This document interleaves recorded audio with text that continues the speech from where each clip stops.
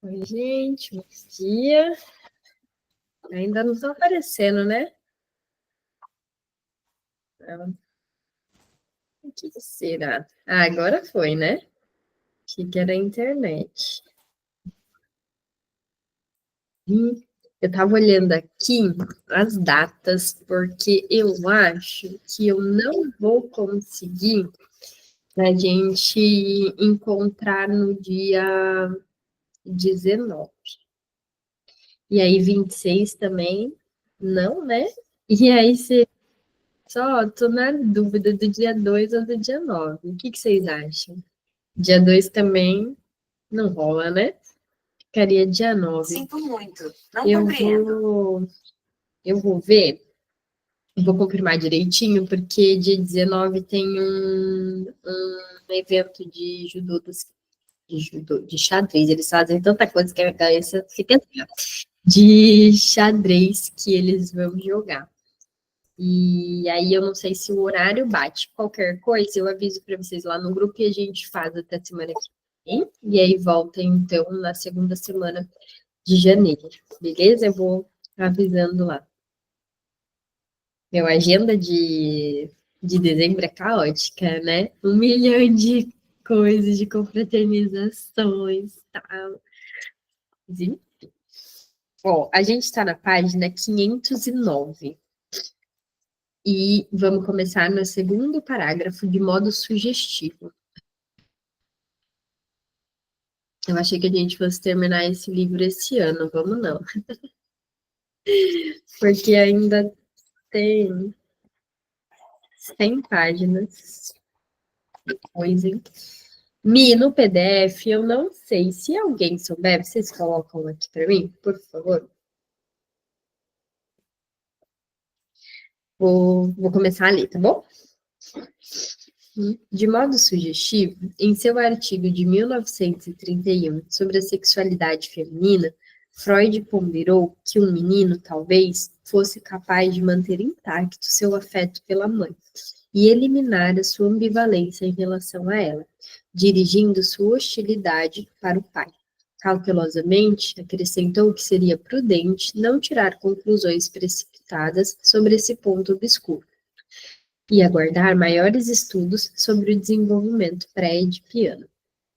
Mas esse recuo não deve obscurecer a ideia contida em sua sugestão, referente não só à vida emocional dos outros, mas à sua própria.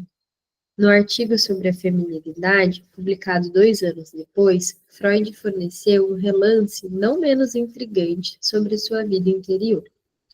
Ao sublinhar as razões pelas quais a menina se vira contra a mãe e a favor do pai, por mais forte que tenha sido seu primeiro afeto, ele sustentou que essa mudança não é uma simples substituição de um progenitor pelo outro. Pelo contrário, ela vem acompanhada de hostilidade e até mesmo de ódio. A queixa mais significativa da menina contra a mãe se coloca quando o próximo filho aparece no quarto.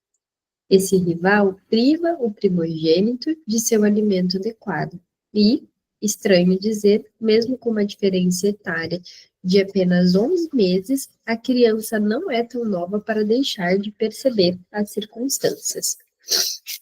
Isso se aproxima da situação pessoal de Freud.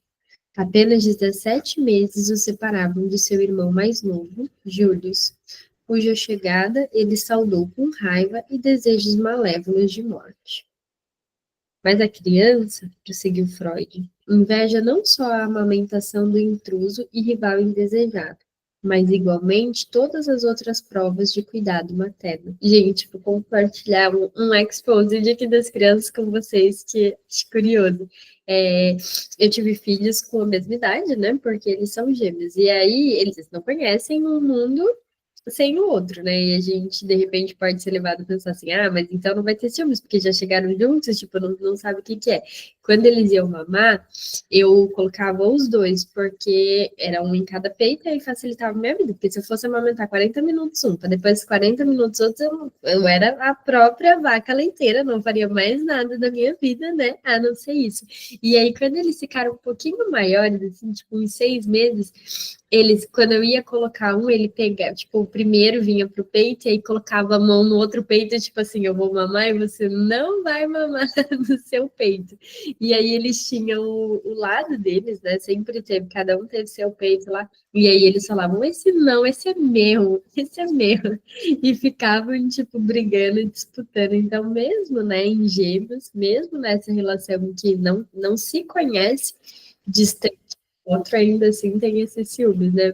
Era bonitinho e ao mesmo tempo psicanálise acontecendo, né? Tipo, peraí que eu vou esconder esse peito que você não vai pegar.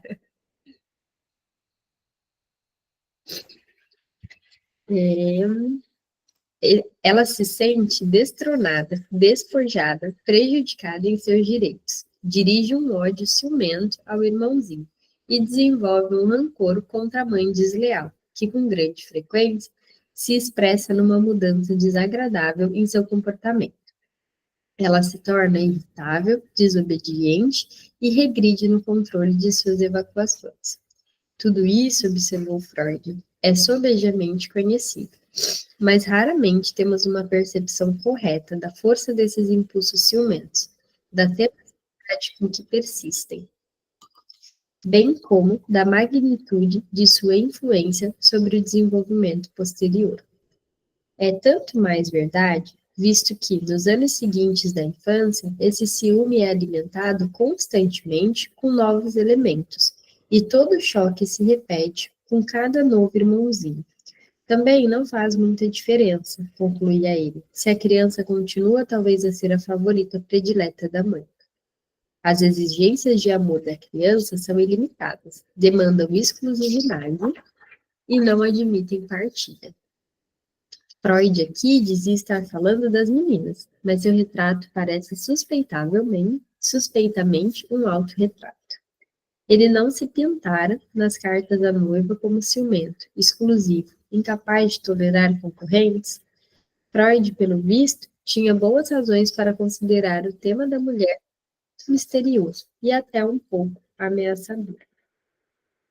Sem dúvida, para Freud, foi mais fácil fugir a esse conflito não resolvido e, em larga medida, inconsciente, em medida que sua possessividade masculina se equiparava a seu conservadorismo cultural.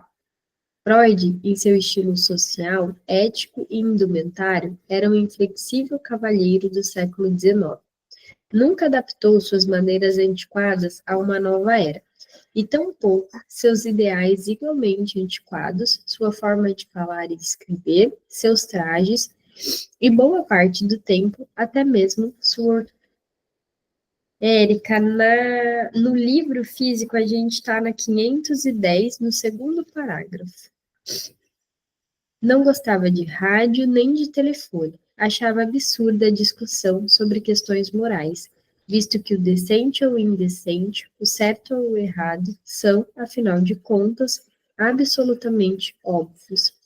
Em suma, ele nunca vacilou em sua adesão a uma era em que se tornava histórica diante de seus olhos. Suas cartas e apontamentos a Fliss e seus casos clínicos dos anos 1890 oferecem um pequeno catálogo de convicções tradicionais, viemos a chamá-las de preconceitos sobre as mulheres. É dever do marido proteger a mulher de detalhes sexuais explícitos, mesmo quando apresentados sob forma médica. Uma mulher inteligente e independente merece elogios por ser, sob esses aspectos, praticamente tão boa quanto um homem. Tinha esse lugar de menosprezo, né? Ai, muito bom, quase um homem. E ainda hoje a gente escuta isso. Ai, tá chorando igual menininha, tá fazendo isso igual mulherzinha. A mulher é, por natureza, sexualmente passiva. Então, a mulher é passiva por cultura, né? E a gente não é mais nada passiva, né? Já foi o tempo. Ao mesmo tempo, ela podia questionar essas banalidades correntes, reconhecendo que grande parte da passividade erótica das mulheres não era natural, mas imposta pela sociedade. Aqui já complementaram. Freud reconhecia a força daquela velha ideia, tão velha quanto Defoe, Diderot e Stendhal, de que quaisquer deficiências mentais que se possam descobrir nas mulheres resultam não de um legado natural, mas da repressão cultural. Essas e outras noções sobre as mulheres, convivendo entre si com dificuldade e às vezes em mútua contradição, assediaram suas declarações ao longo dos anos, com algumas ideias sobre a superioridade masculina ocupando o primeiro plano. Em 1907, ele podia afirmar, em Gradiva, que o papel do homem na relação sexual é inevitavelmente o do agressor. 12 anos depois, era capaz de pedir a Firenze que levasse uma carta a uma senhora em Budapeste, que havia lhe escrito recentemente. Mas, como verdadeira mulher, tinha deixado de escrever seu endereço na carta, coisa que os homens nunca fazem. A pequena diferença entre os sexos se afigurava enorme. Escrevendo a Ernest Jones sobre John Rivière, por quem sentia admiração, Freud comentou: pela minha experiência, não é preciso arranhar muito a pele de uma mulher dita masculina para trazer à tona sua feminilidade. As atitudes de Freud em relação às mulheres faziam parte de compromissos culturais mais amplos, compondo seu estilo vitoriano. Aqui tem uma nota. Ainda em 1938, ele podia escrever a Stefan Zweig com um equívoco acento oitocentista. A análise é como uma mulher que quer ser conquistada, mas sabe que será tida em baixa conta se não oferecer resistência.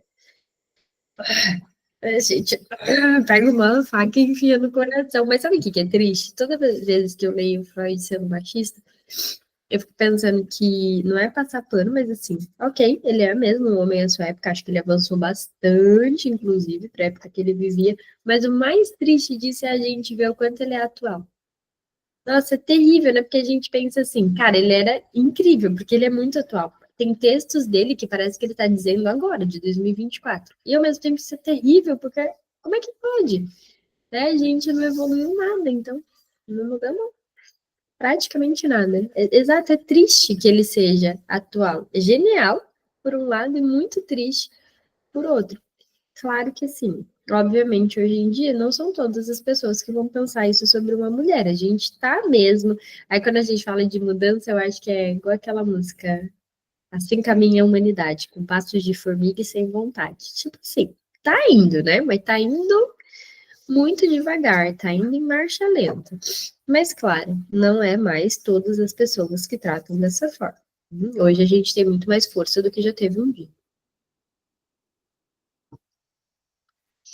Esse estilo nunca fora monolítico. Tal como é geralmente empregado, o adjetivo geral vitoriano é um pouco mais clichê cômodo, muitas vezes depreciativo e bastante enganador. Ele evoca imagens do anjo do lar, a mulher dócil cuidando da casa, absorvida pelos filhos e afazeres domésticos, enquanto o marido impieroso, muito mais sexuado e agressivo, está fora, lutando no mundo cruel dos negócios e da política. Vamos lá? Bela, recatada e do lar, embroxada. É triste. Dividir os vitorianos em dois partidos frente à questão da mulher, olha só, gente, as férias estão quase começando. Os sinais aqui. Tudo bem? Foi lá? Então tá bom, ainda bem que a mamãe vai trabalhar. Vai dar oi? Tudo certo lá? Tá bom. Tchau. É dezembro. Dividir os vitorianos em dois partidos frente à questão da mulher, os feministas e os antifeministas, não significa nenhum avanço em relação ao uso do próprio termo vitoriano. É verdade que, no que toca à questão feminina, os ânimos se exaltavam e os slogans eram baratos. Mas os rótulos são fáceis demais para explicar uma série de pontos de vista ricamente expressos. Existiam antifeministas que queriam impedir o direito de voto às mulheres, mas defendiam seu direito à instrução superior, ao controle sobre seus bens ou acesso equitativo ao tribunal de divórcios. Existiam feministas, presumivelmente adversários dos antifeministas, que adotavam uma linha muito parecida. Freud não ocultava uma desconfiança irônica frente ao movimento feminista. Ilustra belamente essa mistura de alianças e posições. Ele podia manter como ideal a dona de casa suave e eficiente, mas nunca levantou obstáculos, pelo contrário, incentivou a mulheres que aspiravam à carreira psicanalítica e levava a sério seus pontos de vista. Na verdade, ele contrabalanceou seus comentários sobre as mulheres, que iam da franca perplexidade até uma altiva cortesia, ao liderar uma profissão onde elas poderiam atingir o topo. Freud adquiriu cedo suas convicções e continuou a considerá-las perfeitamente satisfatórias. Mas sua como fundador inconteste e líder de um movimento internacional, ao qual as mulheres ofereciam contribuições evidentes e reconhecidas, contradizia sua retórica. Assim, sem nenhuma intenção, Freud passou a ser participante em vida da vasta campanha pelos direitos das mulheres. Olha, né? Ele tinha esse lado. Ele realmente fazia isso, né? Ele colocava pela filha dele mesmo, dá pra ver assim, ele colocava naquele lugar, né, de vai fazer isso. Ele até falou, não casa, né? Olha só, faz isso. É revolucionário, sim. Mas, claro, tem também esse lugar de fala bastante machistas. Tami, a gente está na página 511, no último parágrafo. Desde meados do século XIX, por todo o mundo ocidental, as feministas tinham se empenhado em conseguir avanços contra desigualdades legais, sociais e econômicas. Pouco antes da Primeira Guerra Mundial, as sufraguetes militantes inglesas recorreram à desobediência passiva e, por vezes, à violência aberta. Mas a maioria das feministas continuou a conduzir a sua luta, como sempre tinham feito, com reivindicações moderadas e linguagem razoável, mesmo que num tom de queixa. A primeira declaração madura dos direitos das mulheres, votada em 1848, numa assembleia em Seneca Falls, Nova York, tinha um ar conciliatório e mesmo tímido. A reivindicação do voto universal mal foi levantada na convenção e, ao ser apresentada, quase não foi aprovada. Os que trovejavam contra as feministas, como pervertidas desregradas, resolvidas a subverter a família e as relações naturais entre os sexos, só podiam ter sido movidos pela angústia. De fato, a julgar pela avalanche de cartoons, editoriais, sermões e panfletos contra as mulheres invasoras e devoradoras de homens e seus adeptos efeminados e dóceis, devia haver um grande número de homens oitocentistas dominado por uma extrema angústia. Apenas uma análise freudiana é capaz de explicar essa torrente de sentimentos misóginos em inúmeros países, nas décadas em que se seguiram a Seneca Falls. Embora as feministas pudessem parecer ameaçadoras, embora combatessem com coragem e espalhafato, eles enfrentaram a oposição solidamente entrincheirada da Igreja, do Estado e da sociedade. Para dificultar ainda mais as suas perspectivas, o movimento, no final do século XIX, teve de lidar com divisões internas prejudiciais e cada vez mais ferozes sobre questões de estratégias e objetivos finais. Os socialistas, entre os feministas, sustentavam que apenas a derrubada do capitalismo traria a liberação das mulheres. Os táticos políticos insistiam no sufrágio universal, como a cunha que abriria espaço para todas as outras reformas. Os feministas mais prudentes se contentavam em concentrar as forças para abrir uma porta depois da outra, fazendo petições a favor do ingresso das mulheres nas escolas de medicina ou a favor do direito de terem sua própria conta bancária. E assim, os feministas obtiveram mudanças isoladas e esporádicas. Nunca foi, em parte alguma, um registro de vitórias fáceis. À sua maneira, e sem se vangloriar disso, mulheres analistas importantes como Anna Freud e Melanie Klein eram encarnações vivas das aspirações femininas, beneficiando-se da coragem solitária de uma geração anterior e da atitude de Freud. Então tem, né? Isso a gente vê ele conduzindo essas mulheres, conduzindo, eu digo mais pela Ana, mas não como se ele fosse quem fez fazer isso. Talvez conduzir seja uma palavra machista e até errada mesmo, porque não é isso que eu quero dizer, mas de apoio. Talvez seja nesse lugar.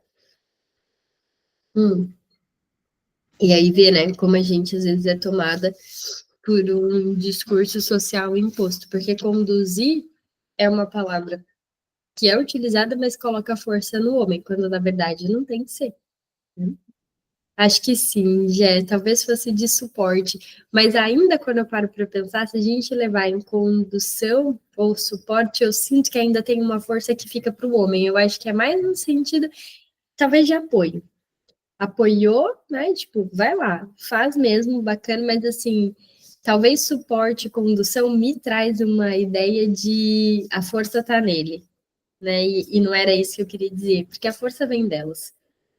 Mas é aquilo, a gente é tomado por um discurso social que, se você não está sempre muito atenta àquilo que você faz, àquilo que você fala, a gente corre o risco de ser machista sem querer.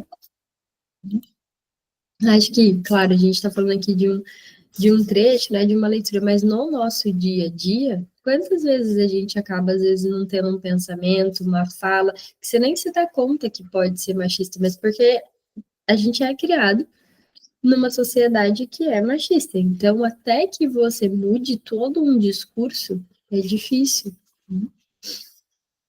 Sabe que uma vez me perguntaram lá no Instagram, agora eu lembrei disso.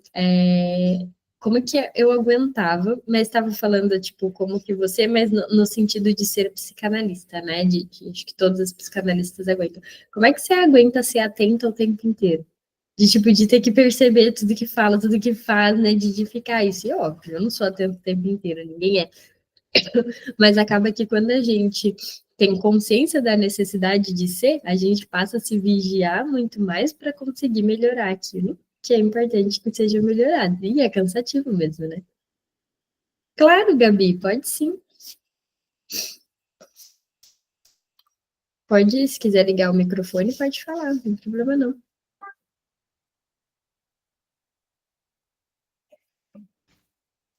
Não conheço. A Gabi colocou aqui que estava participando de um evento do CRP, o Acolhe. Gabi, você não prefere falar com o microfone? Pode falar. Ah, então tá bom. É que eu tava digitando aqui no Eu chat. não estou ouvindo. Vocês estão ouvindo? Meu Meet é maravilhoso, né? Peraí que eu já venho para ouvir. Tá.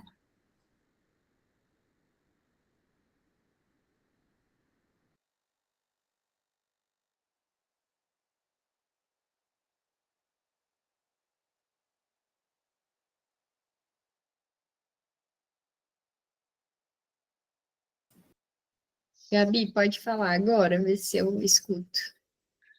Foi. Agora foi. Então, eu me formei, né, e fui participar agora de algumas reuniões que são obrigatórias do CRP, se chama CRP Acolhe. Então, todos os profissionais que são recém-formados, eles precisam passar por esse evento, que é como se fosse uma palestra, onde eles falam sobre a questão do conselho, aquelas informações que tem no manual, mas que eles fazem, tipo, uma palestra sobre isso. E aí, eu achei super interessante, porque, uau, deu uma luz sobre vários assuntos.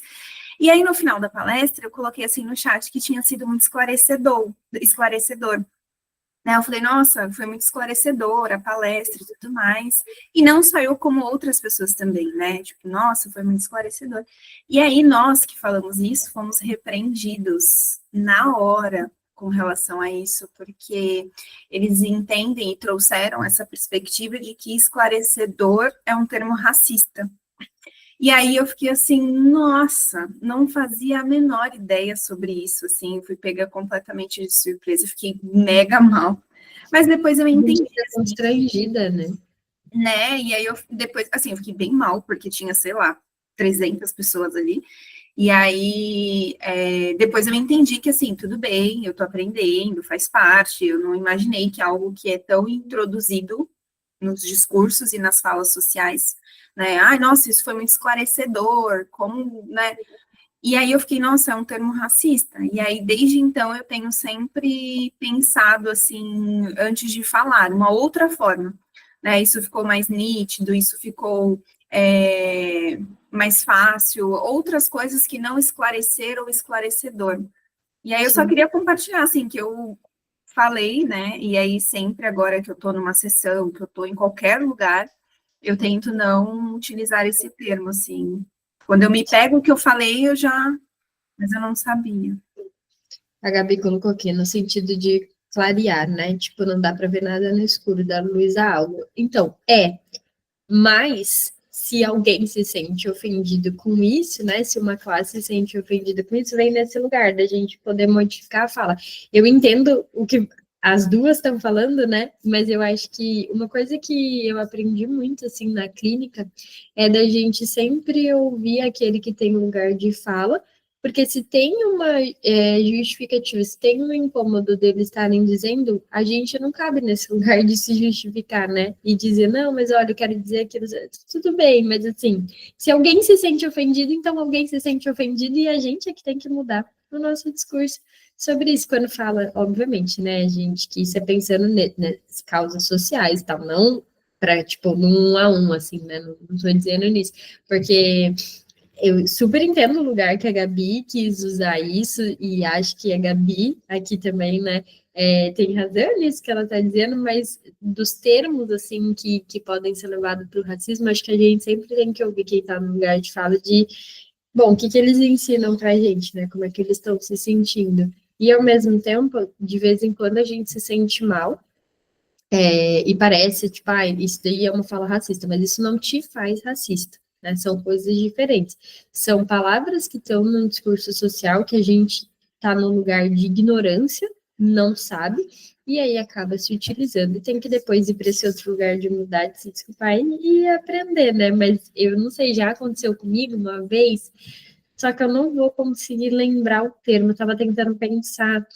Eu atendia um rapaz gay, e aí eu falei alguma coisa, e ele falou, não, Bru, não pode dizer assim, porque é homofóbico. E foi uma coisa, tipo assim, que eu pensei, nossa, eu não sabia, né? E aí ele falou, olha, eu vou te explicar e tal, e aí ele me explicou, e nunca mais eu falei, eu não consigo lembrar agora, nossa, me fugiu, não sei o que que é. Mas era uma coisa que também, assim, sabe, do dia a dia, tudo falado, e aí ele me explicou tudo que não podia.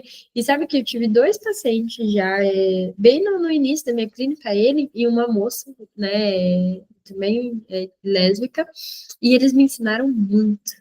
Muito mesmo, assim. E em algum momento eu tive que falar para eles: olha, tem alguns termos que eu não conheço, tem algumas coisas que eu não sei, né? Porque é diferente para mim, eu não entendo mesmo, e aí os dois eram super queridos, assim, sabe? São super queridos, né? Ainda sei, assim, um tantinho da vida deles, eles são pessoas muito queridas, mas que me ensinaram um monte de coisa, então cabe a gente sempre escutar, né, as pessoas para aprender. A Tami colocou aqui que tem uma cartilha que foi divulgada contendo palavras com teor racista, criado mudo, esclarecer entre os termos. Ah, então, se você tiver e puder mandar lá no grupo, eu sempre acho interessante que a gente tenha acesso a esses materiais. Eu não conheço, né, mas acho que pode ajudar sim. E é como a Gabi está falando, às vezes no atendimento, tudo, né, para a gente não falar esse tipo de coisas que poderiam vir a ofender alguém. Deixa eu ver, acho que a gente parou aqui, né? Na Áustria de Freud, é isso mesmo? Na Áustria de Freud, o ritmo da causa feminista era mais arrastado do que em outras partes. Acumulavam-se frustrações e mais frustrações. Uma lei de 1867 havia proibido explicitamente que pessoas do sexo feminino, assim como estrangeiros e menores, participassem de qualquer atividade política. Portanto, qualquer associação feminista empenhada na extensão do voto às mulheres era, por sua própria natureza, inconcebível. Mesmo socialistas austríacos, que haviam se transformado em movimento de massa no final dos anos 1890, relutavam em apresentar o sufrágio feminino como ponto de destaque em sua plataforma política. Embora reivindicassem a eliminação de todas as leis que colocavam as mulheres em posição de desvantagem, eles estavam mais interessados em lutar por suas próprias reivindicações tradicionais. Em 1898, o líder Victor Adler arrolou essas injustiças: exploração econômica, ausência de direitos políticos, servidão espiritual. Obrigada, Tam. Vou ler aqui a nota. Por uma curiosa distorção da lei austro-húngaro, várias mulheres votaram nas províncias durante a segunda metade do século XIX, como proprietárias, não como mulheres. Mesmo os radicais que faziam propaganda a favor do voto feminino opuseram-se a esse privilégio bastante singular. De qualquer forma, ele não se aplicava a Viena. Presumivelmente, uma vez superadas tais injustiças, as mulheres também seriam livres. Assim, as mulheres austríacas, quando afinal se organizaram, restringiram-se às causas seguras, havia muito tempo identificadas como preocupações femininas, a educação e a assistência social. Poucas sequer sonhavam em desafiar os parágrafos do Código Legal de 1811, que designava oficialmente o marido como chefe da família, e nessa condição, dirigente da casa, cujas ordens deviam ser seguidas e aplicadas pela esposa.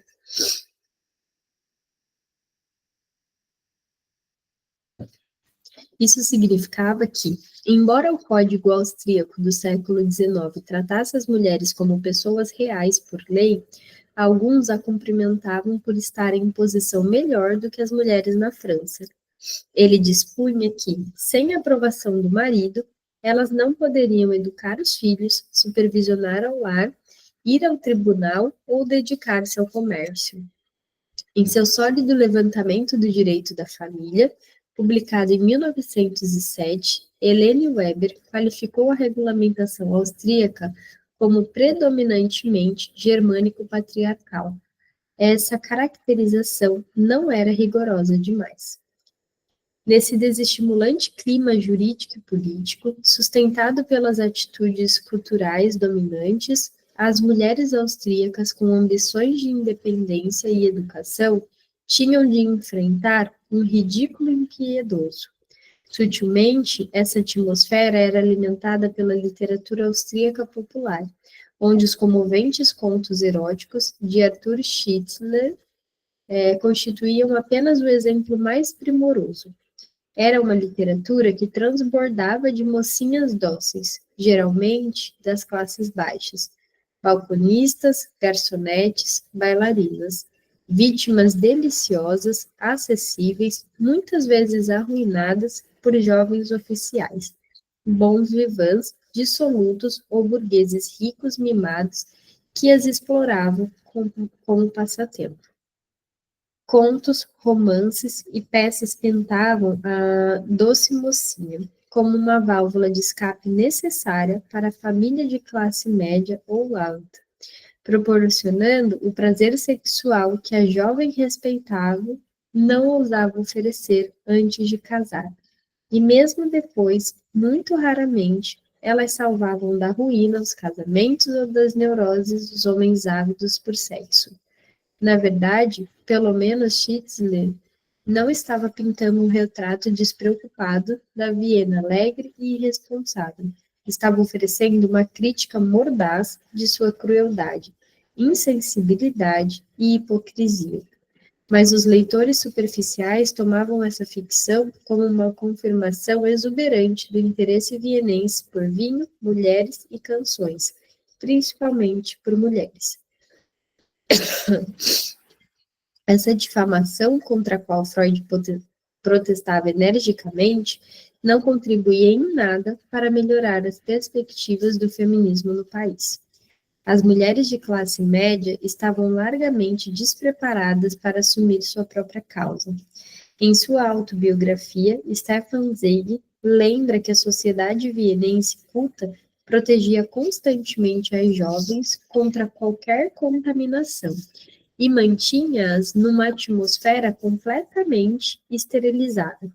censurando suas leituras, fiscalizando suas saídas e desviando-as de pensamentos eróticos com aulas de piano, desenhos e línguas estrangeiras. É tipo assim, vai sublimar sim.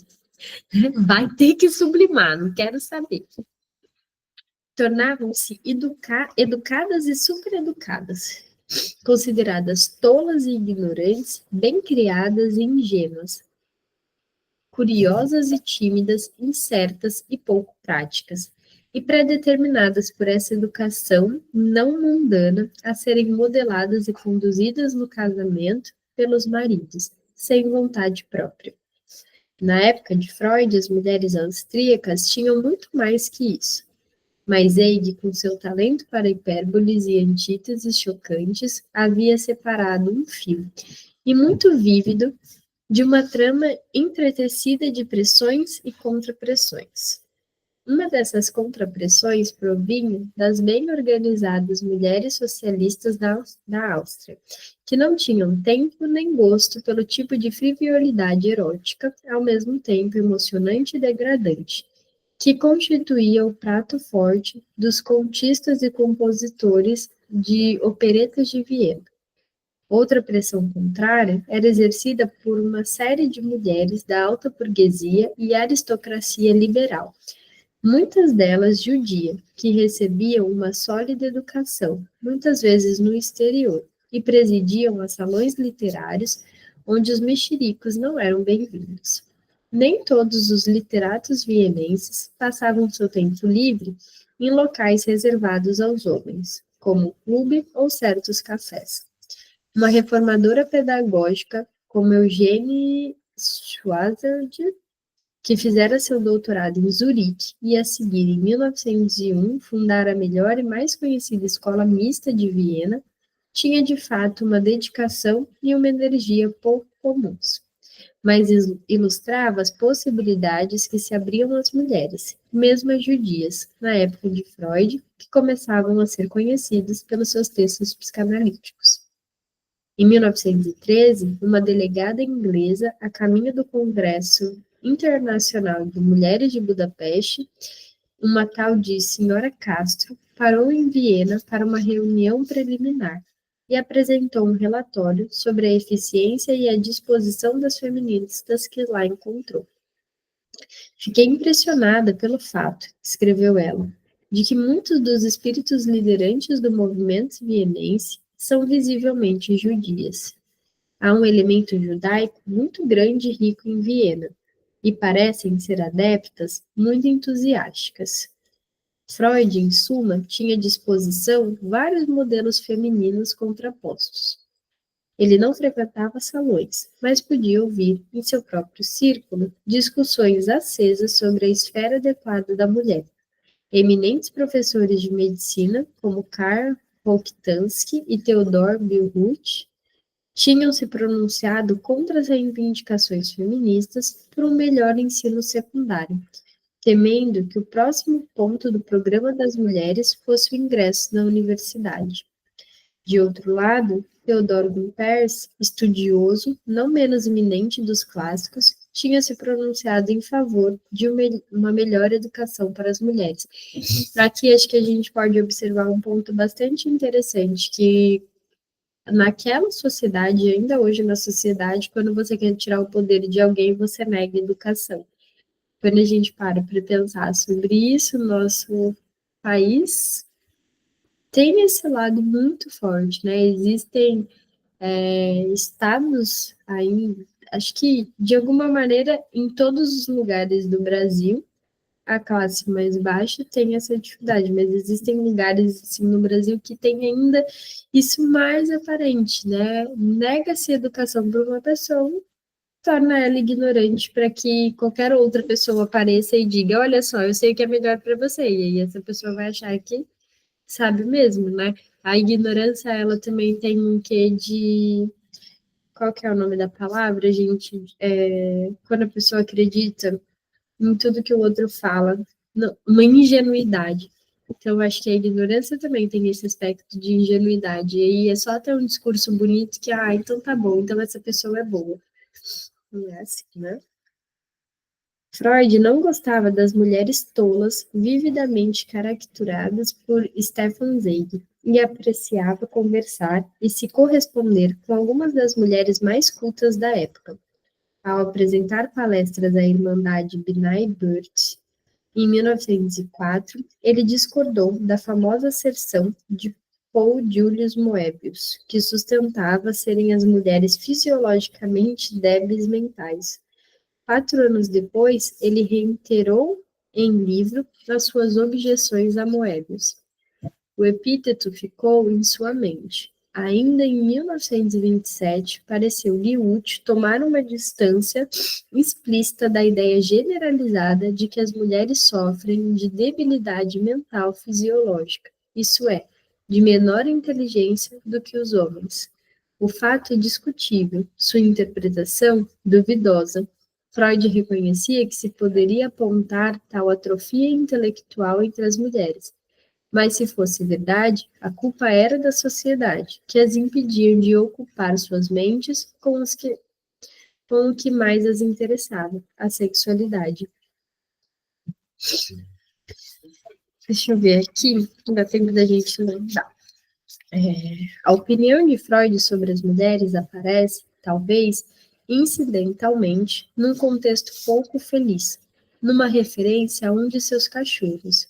Ao escrever de Berlim para Lou Andréa Salomé, ele confessou que sentia falta de sua Chau-Chau Jofi, quase tanto quanto de um charuto. Ela é a caricatura encantadora, muito interessante, também como uma mulher impetuosa, instintiva, sensível, inteligente e, no entanto, não tão dependente quanto outros cães podem ser.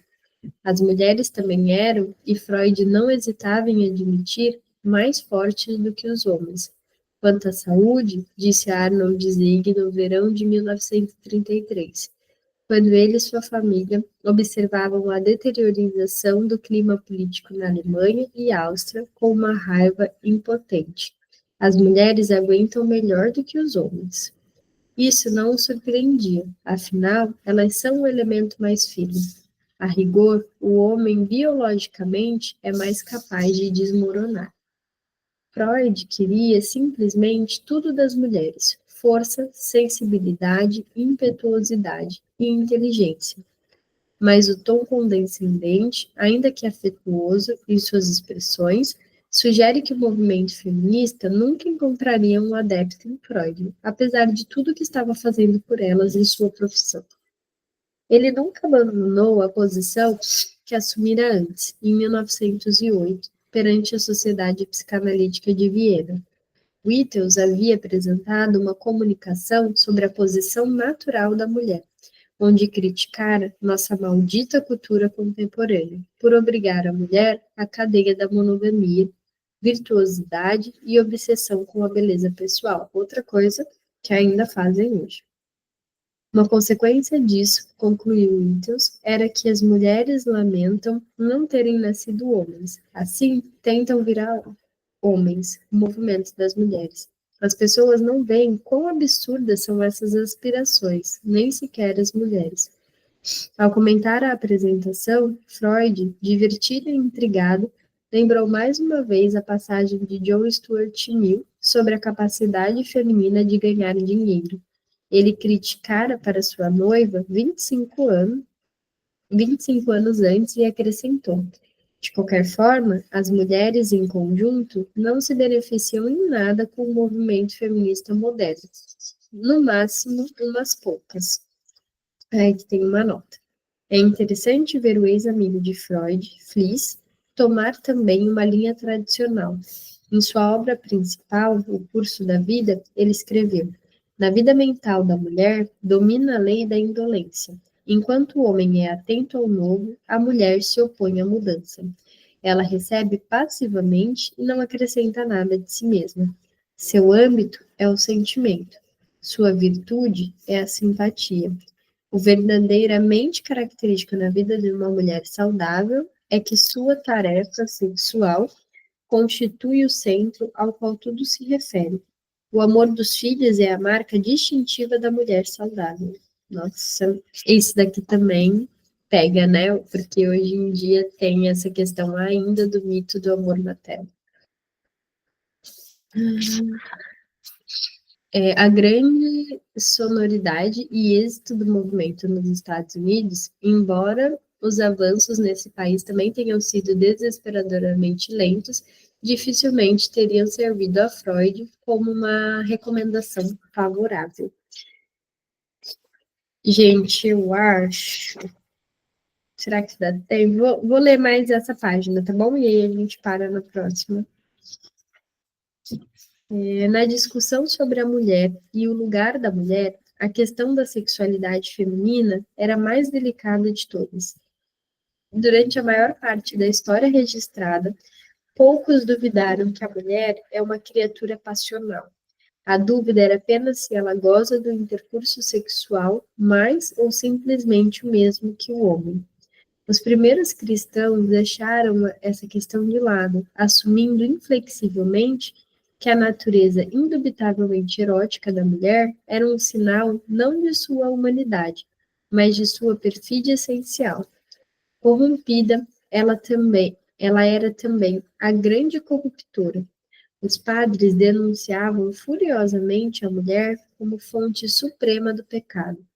Se Eva, em aliança com Satã, não tivesse seduzido Adão, a humanidade presumivelmente ainda estaria vivendo no paraíso, mantendo relações sexuais sem luxúria. Quer se lessem essas denúncias piedosas como um relato fiel da história inicial do homem no Éden, ou se as rejeitassem como uma fábula pueril, dificilmente havia alguma controvérsia sobre a ideia da mulher como um ser sexual. Tudo isso viria finalmente a mudar, e de maneira mais evidente no século XIX. William Acton, um ginecologista inglês prolixo e persuasivo, cujos livros eram amplamente lidos e traduzidos, afirmou em 1857 que a maioria das mulheres, felizmente para elas, não são muito incomodadas por qualquer tipo de sensação sexual. Embora a reputação de Acton entre seus colegas fosse questionável e existisse claras divergências de suas ideias, ele falava em nome de muita gente, tanto na Inglaterra como em outros países. Como ocorre com tanta frequência, a rejeição se mostrava a melhor defesa. Ao recusarem à mulher qualquer interesse pela sexualidade, os homens podiam refrear seu pânico oculto pelo secreto apetite feminino, por eles temido. O exemplo mais impressionante de tal rejeição é, talvez, o livro de um especialista de Berlim, Otto Adler, que em 1904 tentou provar. O impulso sexual, desejo, ânsia, libido da mulher é marcadamente menor, tanto em suas primeiras origens espontâneas quanto em suas manifestações posteriores, de que o do homem. Os 3 ensaios sobre a teoria da sexualidade, que Freud publicou no ano seguinte, fazem parte de um outro mundo. Adler, exibindo-se como pesquisador consciencioso, apresentou 15 esboços clínicos em apoio de sua hipótese da frigidez feminina. Mas em pelo menos 10 deles, suas pacientes apresentavam sinais de intensa estabilidade sexual, ainda que um tanto irregular. Adler levou 2 delas ao orgasmo, na mesa de exames em seu consultório.